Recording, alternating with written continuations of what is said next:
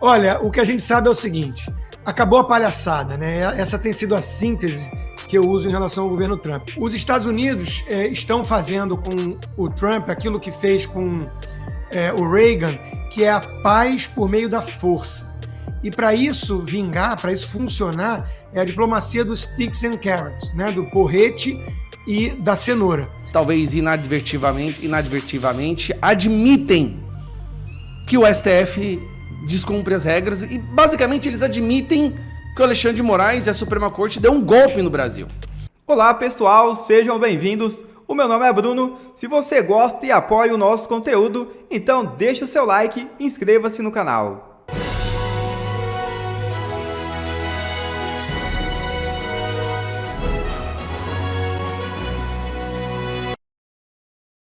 Trump reúne altos comandantes das Forças Armadas Americanas e prepara enfrentamento militar. É isso mesmo. Donald Trump defendeu que cidades americanas sejam transformadas em campos de treinamento para o exército durante encontro com altos comandantes das Forças Armadas realizado nesta terça-feira em Washington. O presidente dos Estados Unidos argumentou que o país enfrenta ameaças de inimigos internos em território americano, em vez de potências estrangeiras tradicionais. Abre aspas. Estamos sob invasão vinda de dentro, não diferente de um inimigo estrangeiro, mas mais difícil em muitos aspectos, porque eles não usam uniformes. Fecha aspas. Declarou Trump durante reunião em base militar na Virgínia. O presidente não especificou claramente quem seriam estes inimigos internos.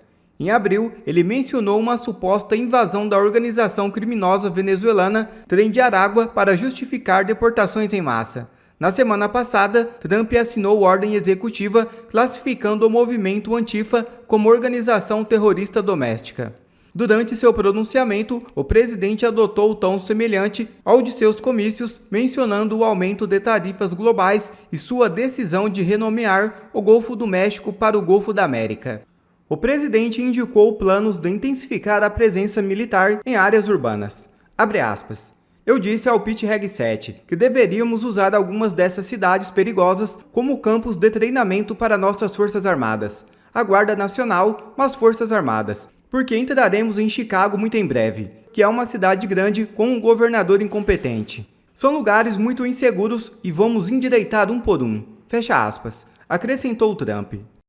Meus amigos, o Laranjão não está para brincadeira no seu segundo mandato. Talk Show, vamos para as guerras de Donald Trump.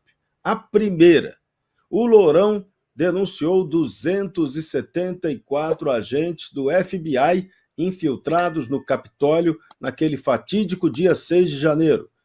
Donald Trump diz que agiram como agitadores e insurrecionistas. Christopher Wray negou repetidamente a presença dos agentes republicanos, no entanto, obtiveram imagens completas do 6 de janeiro no Capitólio antes do sigilo, e as gravações revelaram a presença de agentes entre os manifestantes. Trump mandou na lata. O FBI violou todas as regras e protocolos. Certamente não estavam como autoridades policiais naquele evento. O incidente resultou em 5 mortes e centenas de prisões. O FBI e o Departamento de Justiça não comentaram ainda o assunto. Os republicanos vão convocar novas audiências no Congresso norte-americano sobre esse caso escandaloso. Rodrigo Constantino, manipulação do 6 de janeiro no Capitólio dos Estados Unidos, né? Quando a gente vê esse tipo de insurreição, em geral, elas são manipuladas mesmo, né? Você tem que pensar o seguinte, né? Quando tem uma turba insatisfeita, indignada com alguma coisa, ali no caso eles achavam que tinha tido fraude eleitoral. Tudo que você precisa para transformar uma manifestação numa confusão deliberada é de algumas faíscas. Quem estudou Psicologia das Massas, tem um livrinho do Gustave Le Bon, muito bom sobre isso, a psicologia das massas, né? Entende isso. É que nem você vai no Maracanã, na final do jogo lá do Flamengo, vai ter uma turba lá achando que o juiz roubou, ensandecida, não sei o quê. Se você bota alguns infiltrados, joga lenha na fogueira e tudo, aquilo ali pode descambar por uma grande confusão, uma grande baderna, né? Então, está muito claro que houve algo dessa natureza ali. A gente tem que lembrar que o Deep State atua para boicotar o Donald Trump há muito tempo, desde o primeiro mandato a partir de 2016, da vitória de 2016. O James Comey, que foi o diretor-geral lá, o que comandou o FBI, foi indiciado agora. Ele é alguém totalmente partidário, que quer ver o Trump atrás das grades, né? Aquela manifestação do Capitólio ali, tiveram coisas muito estranhas que aconteceram. Muita gente, na época, já questionou, né? Acho que a polícia falhou, por que permitiram chegar tão longe, a invasão em si, né? Aquele cara lá, o xamã lá, com vestido a caráter de William Wallace, né? Depois imagens que foram mantidas sob segredo na comissão da Câmara que estava investigando isso, mostraram que ele foi ciceroneado por policiais na maior tranquilidade dentro do Capitólio. Então, coisas estranhas aconteceram e a gente tem que ir a fundo nessas coisas, porque aquilo foi um marco da narrativa democrata. E como o próprio Ben Shapiro, entre outros ícones conservadores, sempre deixaram claro, né, não havia muita controvérsia em relação ao Capitólio, ao 8 de janeiro. Todos os conservadores condenam a forma como aquilo terminou. Então a discussão não é acusar o Trump e os trumpistas de golpistas, né? Ninguém concordou com aquilo. O Trump mesmo tuitou, vão para casa. Ele antes convocou uma manifestação pacífica, usou essa palavra, né? Então aconteceram coisas suspeitas para que uma narrativa que estava na ponta da língua, que estava prontinha já, no prelo, pelo Partido Democrata, pudesse ser usada para perseguir Trump e seus apoiadores, que eles são uma ameaça terrível à democracia, que eles são fascistas, que eles são golpistas e por aí vai. Soa familiar? É por essas e outras que eu brincava com a Ana Paula Henkel, minha amiga e parceira do 4x4, que nós vínhamos do futuro, 2 anos do futuro.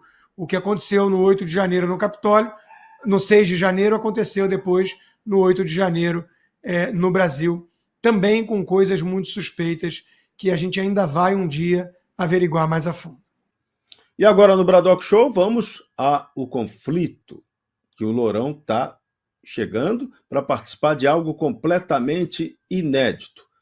Donald Trump estará na reunião absolutamente inédita com comandantes em Quantico. Todos os generais e almirantes do mundo foram convocados. Trump comenta sobre esprit de corps e como os Estados Unidos nós estamos bem. Cerca de 800 oficiais generais, mais assessores, cerca de 1.000 pessoas, vão participar desse evento. O secretário Hegseth quer cortar 20% dos generais. Já demitiu 24 oficiais superiores. Uma senadora questiona os custos de trazer toda urgência para os Estados Unidos e tem uma especulação, cortes em civis e bases mundiais. Também tem uma possível redução de forças na Europa e Oriente Médio. Hegseth quer enfatizar o ethos guerreiro e o apoliticismo que estaria vigente nessa operação. Agora, vamos prestar atenção num dado que é curioso. Tem o chamado Pentagon Pizza Index. O que isso quer dizer? Tem uma estatística, olha só, do Pentágono em cima de quando se está próximo de um conflito ou tem uma reunião importante, uma decisão que vai ser tomada muito fundamental nos arredores do Pentágono nos Estados Unidos, o consumo de pizza aumenta e isso já é verificável em pesquisas lá nos Estados Unidos. Então é algo impressionante que chama demais a atenção. Então, Rodrigo Constantino, ali nos Estados Unidos, começa em pizza a grande decisão. E aqui acaba, né? Eu nunca tinha ouvido falar desse índice, Serrão. Realmente é uma descoberta interessante, né? Os Estados Unidos têm índice para tudo. Olha, o que a gente sabe é o seguinte, acabou a palhaçada, né? Essa tem sido a síntese que eu uso em relação ao governo Trump. O Hegseth é alguém que abomina, por exemplo, a política identitária dentro das Forças Armadas, ele quer meritocracia, ele quer soldados capazes, o que é óbvio, né? A gente, na hora que A gente está em guerra, a gente quer uma máquina de guerra eficaz, com possibilidades e probabilidade concreta de vencer as guerras, né? Que a gente, porventura, entre.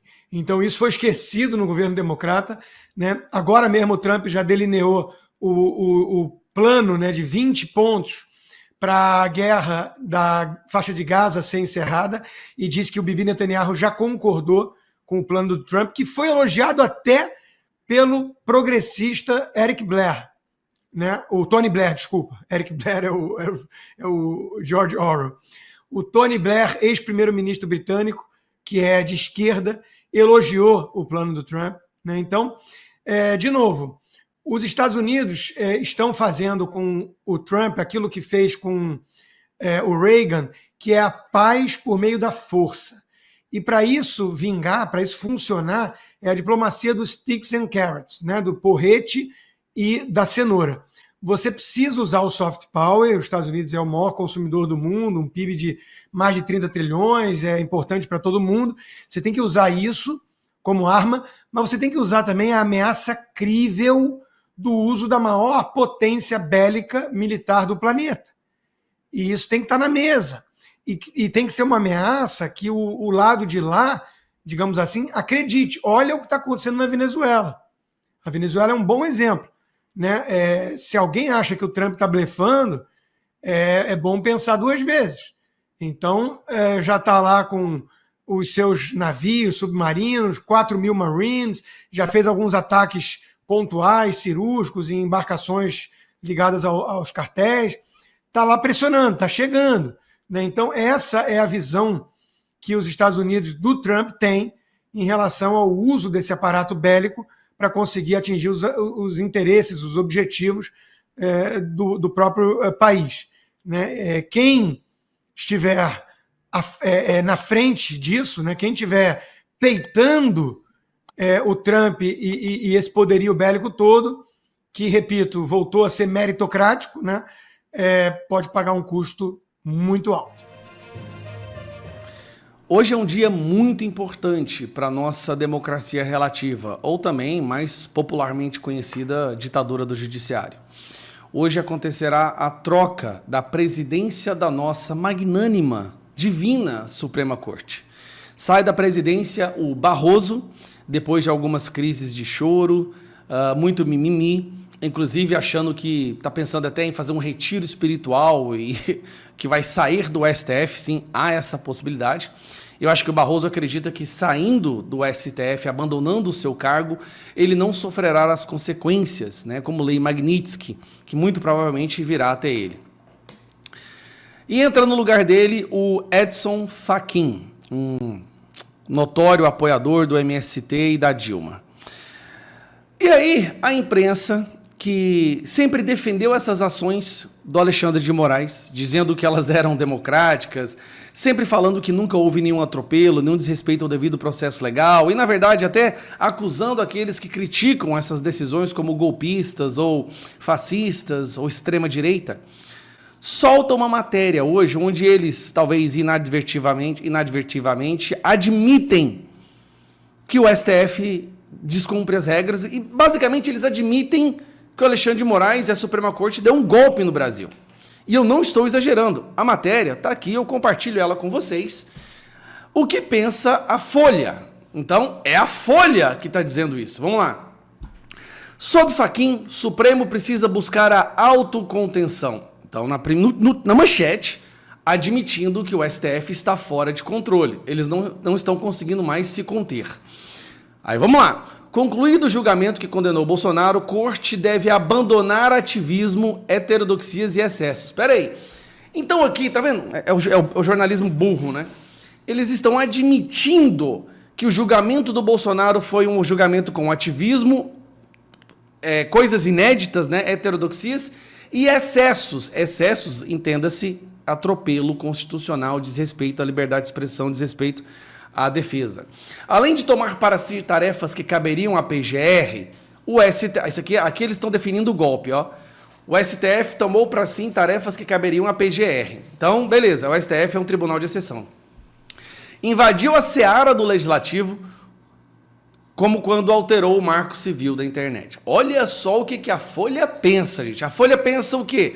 Olha, o STF deu o golpe, mas aí o editor vira e fala assim, cara, não fala isso não, fala de uma maneira mais... usa os eufemismos aí, fala de uma maneira mais educada. Não, então tá bom, não vou falar que o STF deu o golpe, não. Vou falar que o STF tomou os poderes do PGR, do Legislativo, mudou o marco civil da internet, age com ativismo, heterodoxias e excessos. Não falou a palavra golpe aqui, mas descreveu exatamente o que seria um golpe do judiciário. Aí mais embaixo, olha aqui. Entre elas estão em especial os intermináveis e opacos inquéritos a cargo do ministro Alexandre de Moraes, como o das milícias digitais, aberto em 2021 e destinado a vigorar em 2026. Neles se acumulam investigações sem objetivo claramente definido, decisões de inclinação censória e arbitrariedades como ordens monocráticas sigilosas. Peraí. Então o Alexandre de Moraes está desrespeitando a toga para perseguir pessoas que pensam diferentes dele? É mais ou menos isso? É isso que está acontecendo? E aí vai. Além de tomar para si tarefas que em circunstâncias regulares caberiam à Procuradoria-Geral da República, o Supremo também invadiu nos últimos anos a competência do Legislativo, como quando se arvorou modificar o marco civil da internet, prejudicando a liberdade de expressão e a segurança jurídica. Tá, isso aqui não sou eu que estou falando. Isso aqui é a Folha de São Paulo, que tem um viés de esquerda. Agora, Moraes, eu acho que, seguindo a coerência que o senhor tem demonstrado ao longo dos últimos anos, o certo seria colocar a Folha de São Paulo também no inquérito das milícias digitais. Porque o que eles estão escrevendo ali é justamente o que nós estamos falando há vários anos, o que acarretou na nossa inclusão no inquérito das fake news, busca da Polícia Federal nas nossas casas, derrubada das nossas redes, bloqueio de contas. Só que nós estamos agora lendo um artigo da Folha de São Paulo.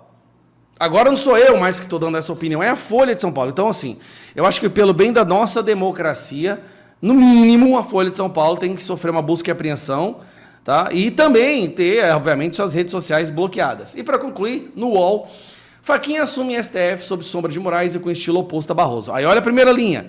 Os próximos 2 anos ainda serão marcados por julgamentos políticos e menos técnicos. Pera aí. Então aqui até o UOL, esse é esquerdista ao extremo, tá? Até o UOL está admitindo que os julgamentos do STF são políticos? Então a condenação do Bolsonaro foi política e não técnica? Por isso ela deveria ser, então, anulada. Vocês entendem? A anistia geral, total e restrita não é por causa do Bolsonaro e nem só por causa dos presos, é para resgatar a segurança jurídica no Brasil, que foi destruída por alguns membros da Suprema Corte. É só isso. Nós da direita não queremos que seja fechado nenhuma instituição, nós queremos que a Constituição, o devido processo legal, seja seguido. Só que parece que hoje no Brasil você pedir isso é a coisa mais antidemocrática que você pode falar. Então, fica aí um artigo da Folha de São Paulo, que com certeza agora a Folha de São Paulo vai ser colocada no inquérito das fake news, das milícias digitais, da tentativa de golpe, abolição do Estado Democrático de Direito, pelo bem da nossa democracia. É um absurdo aceitar que um jornal da envergadura da Folha de São Paulo fale isso aqui, ó, que o Supremo está fora de controle, que ele pegou o poder da PGR, que ele pegou o poder do Legislativo, que ele está fazendo excessos, que ele está fazendo ativismo. É um absurdo, não pode. Isso pode acabar com a nossa democracia. Então, prisão para todo mundo na Folha de São Paulo, tá bom?